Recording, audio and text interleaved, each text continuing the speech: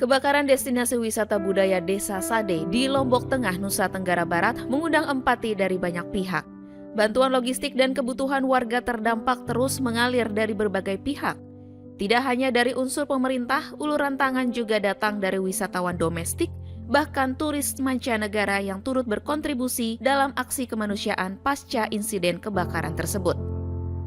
Salah satu donasi juga datang dari utusan khusus Presiden Bidang Pembinaan Generasi Muda dan Pekerja Seni Raffi Ahmad beserta beberapa tokoh publik. Mereka hadir ke lokasi bekas kebakaran Minggu 23 Agustus untuk memberikan dukungan moral dan materi. Raffi dan kawan-kawan mendonasikan bantuan uang sebesar 1 miliar rupiah untuk membangun kembali kampung adat Desa Sade yang merupakan ikon budaya suku Sasak, Lombok. Pokoknya satu keluarga, satu Indonesia, dukanya dimanapun itu dukanya kita Indonesia. Salam dari Pak Presiden, kita harus saling bantu-membantu berbagai macam budaya satu Indonesia harus bantu kalau semua terkena musibah. Raffi inisiatif tadi dia bilang, kayaknya langsung koordinasi sama gubernur kayak tadi langsung koordinasi buat bantuan dan segala macam setelah ini kali kalau salah ya. Karena bukan cuma rumah, mata pencarian juga hilang kan. Ayo. Kebakaran kampung adat Sade yang terjadi pada Sabtu malam 22 Agustus menghanguskan 120 rumah yang terdiri dari 89 rumah tradisional dan 31 rumah semi tradisional. Tidak ada korban jiwa maupun warga yang terluka dalam kejadian ini. Namun lebih dari 320 jiwa kehilangan tempat tinggal dan lapak usahanya.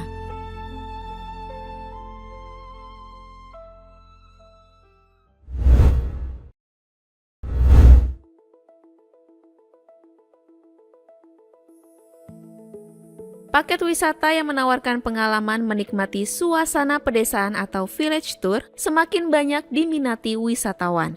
Kondisi ini pun memberikan dampak positif bagi perekonomian masyarakat desa.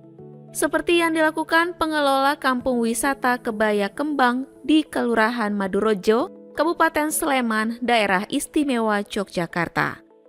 Berbagai potensi lokal dikemas menjadi paket wisata, sekaligus melibatkan sejumlah komunitas masyarakat.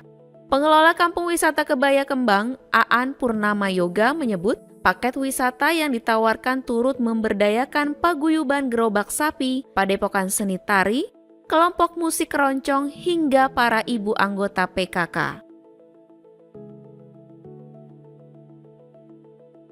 Secara langsung sudah dipastikan ada manfaat yang bisa langsung dirasakan oleh masyarakat, ya, seperti contoh gerobak sapi, ya, karena ada paguyuban sehingga mereka setiap kali ada kunjungan tentunya mendapatkan profit.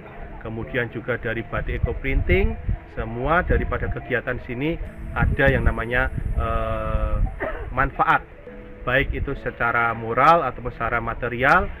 Ya, keuntungannya banyak sekali ya. Di samping kita melestarikan kebudayaan, mengangkat kebudayaan juga, ini gerobak sapi mempertahankan jangan sampai punah ini.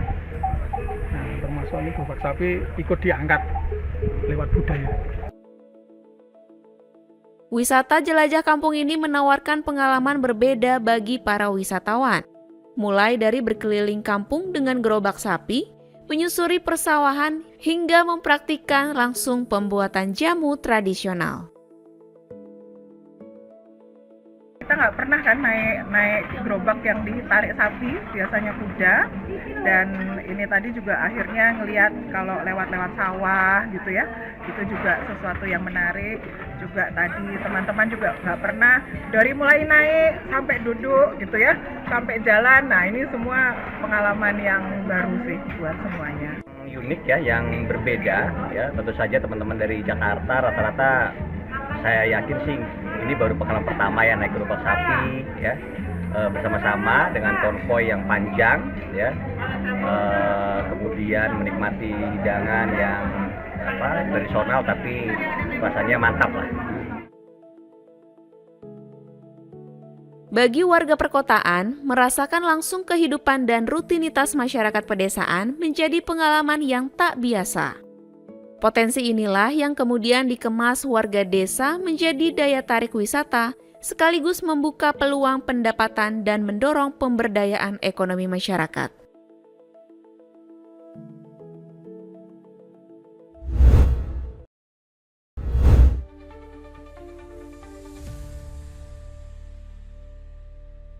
Menteri Pemuda dan Olahraga Erick Thohir mendorong perubahan cara pandang terhadap olahraga dari biaya menjadi investasi jangka panjang. Hal tersebut disampaikan Erick saat menghadiri Festival Boys ke-11 Malang Menyala di Stadion Gajayana, Kota Malang, Jawa Timur, Minggu 23 Agustus. Olahraga tidak lagi hanya biaya.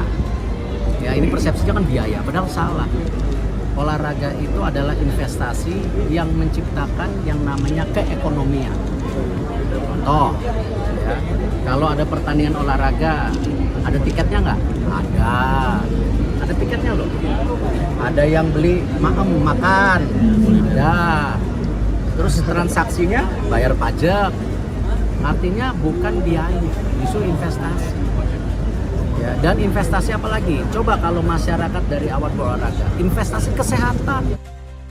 Menurut Erick, pengembangan ekosistem olahraga tidak hanya berdampak pada kebugaran dan kesehatan masyarakat, tetapi juga dapat menggerakkan perekonomian.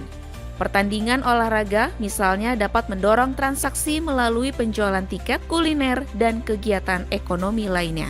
Erick juga mendorong penguatan konsep Car Free Day sebagai ruang masyarakat untuk berolahraga, sekaligus mendorong aktivitas ekonomi.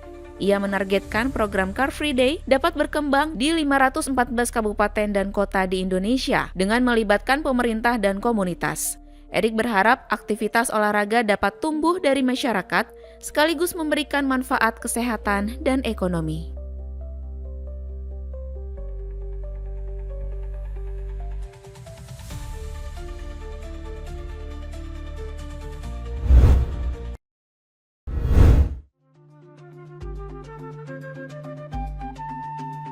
Warga kampung Jawa Wanasari, Kota Denpasar, Bali menyambut Maulid Nabi Muhammad SAW dengan menggelar pawai telur hias dan parade kebudayaan Minggu 23 Agustus. Warga mulai dari anak-anak hingga orang dewasa menghias miniatur masjid dengan beragam telur hias untuk kemudian diarak dalam pawai. Ketua Panitia Abdul Hakim mengatakan kegiatan tahun ini mengangkat tema persatuan dan kesatuan yang dikaitkan dengan momen peringatan Hari Kemerdekaan Republik Indonesia.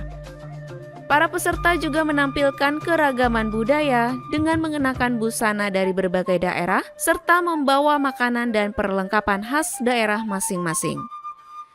Kuat ukhuwah Islamiyah dan mempersatukan antara komponen antara umat yang beragama yang beda dengan agama kita, karena momentum 17 Agustus dan memperingati hari kelahiran Nabi besar Muhammad SAW, karena Nabi Muhammad SAW telah memberikan contoh kepada kita semua sebagaimana kaum-kaumnya untuk saling bersilaturahmi antara satu dengan yang lain. Salah satu warga, Nunung Erna, mengatakan kegiatan tersebut menjadi momen untuk memperkenalkan keberagaman kepada masyarakat, termasuk generasi muda. Cinta, kebinekaan, dan kita bisa merangkul dari berbagai kalangan, maksudnya dari anak kecil sampai orang dewasa, orang tua, di samping menyambut Nabi Muhammad SAW, kita juga memperingati Hari Kemerdekaan yang ke-81. Semoga Indonesia ke depannya bisa lebih baik lagi dan bisa memberikan pencerahan kepada generasi muda berikutnya. Pawai kemudian berlangsung di sekitar Masjid Raya Baitur Rahman Denpasar dan menarik perhatian warga yang menyaksikan, termasuk wisatawan mancanegara.